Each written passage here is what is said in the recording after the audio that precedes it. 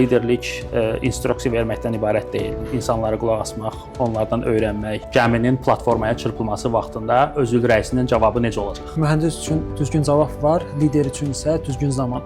Həmin illər ərzində mən BP-nin əməliyyat elədiyi, demək olar ki, 5 ölkənin hamısında oldum. Cənubi Amerikadan tutmuş, İndoneziyaya qədər, Avstraliyaya qədər, Alyaskaya qədər. Mən mühəndis olaraq elə bilirdim ki, problemi həll eləmək, düsturu yerinə qoymaq hər şeyi həll eləyir. Amma sonra görürsən ki, bu elə deyil. Nəticədə burada subyektiv dəyərləndirmə işin içinə girir.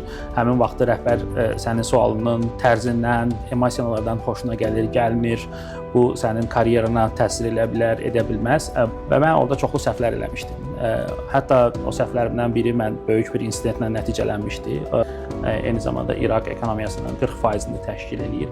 Onlar üçün çox əhəmiyyətlidir. Onlar biz üçün tədqiqatlar aparmalılar, tədqiqatları gətirməlidirlər, biz də işlətməliyik və onlardan birbaşa dəyər almalıyıq. Problem insanlarda olmur çox vaxt. Problem olur sistemdə.